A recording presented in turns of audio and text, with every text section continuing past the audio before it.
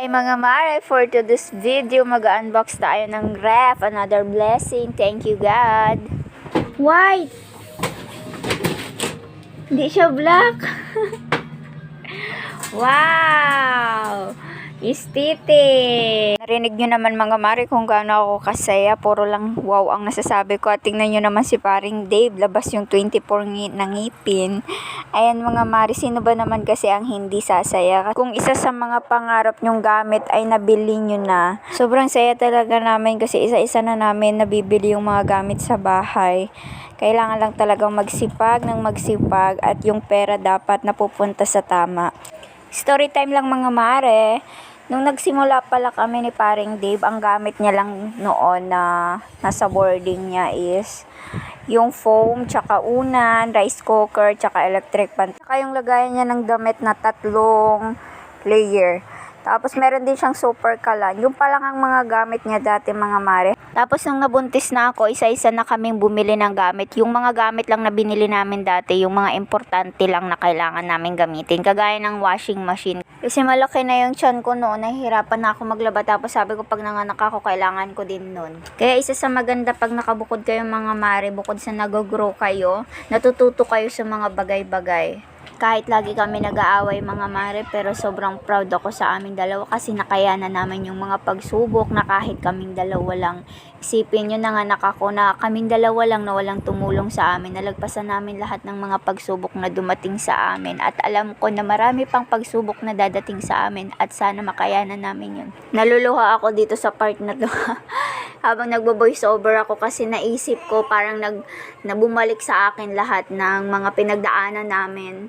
Sobrang natutuwa lang ako kasi nalagpasan namin yun. At nandito na kami sa part na to, malaki na yung baby namin. Ayan, nakakayanan namin. Basta magtulungan lang kami at magtiis lang ng magtiis at magpursige lang ng magpursige.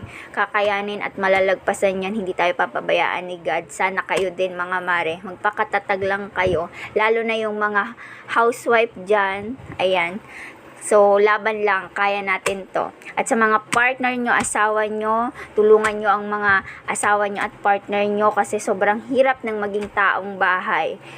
Ayan, pasayahin nyo sila lagi. At syempre, wag nyo silang sasaktan. Ayan. At sobrang nagtithank you din ako sa partner ko kasi kahit ganyan yan, masipag yan at hindi din kami pinapabayaan ng anak niya. Kaya sobrang thank you kasi nandiyan ka palagi sa amin ng anak mo. Balik tayo dito sa grocery, mare. Ayan. Bali yung mga grocery nga pala mga mare. Hindi na pala yan yung grocery nung December na mini vlog ko ha. Iba na yan. So, nag-grocery na kami. Good for 1 month na yan mga mare. Baka sobra pa nga yan ng 1 month kasi hindi naman kami mahilig masyado uminom ng mga drinks. Ayan. Dinamihan na namin ng kuha. Para lang sa amin, madami na yan ha. Kasi dalawa lang naman kami. Ayan. So, bali nga pala, ako na din pala nagbayad sa grocery kasi kumikita naman na tayo sa online selling, sa mga racket-racket. Ayan. So, bukod sa full-time mom tayo, rumaraket din tayo para may pangtulong kay partner, kay paring Dave sa mga gastusin. Kailangan lang talaga mga mare sa mga mag-partner at mag-asawa na magtulungan. Ngayon masaya ako kasi bukod sa pareho ko silang naaalagaan ng mag-ama, nakakatulong na din ako sa mga gastusin. Kaya sobrang sarap sa feeling na may sarili kayong bahay. Although sa amin, hindi naman namin to sariling bahay kasi nangungupahan lang kami. Pero sabi nga nila, your house, your rules. Walang makikialam sa inyong mag-asawa or mag-partner kung maglilinis ka ba or hindi.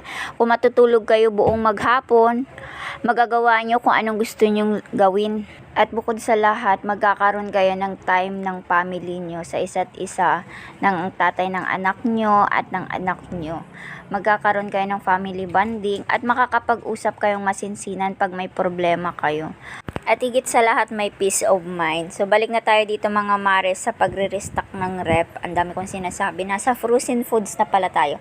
Bali, tinaray pa lang namin mga mare yung Hungarian. Ayan, bawas na nga yan ng isa. Tapos yung nuggets, tinaray din namin. Ayan. Hindi pa kasi namin natitingnan yung Hungarian kung anong lasa ng mga mare. Mahal pala yun, 4 na piraso, 150. My God, yes. Hindi na namin yun ulitin bumili nun.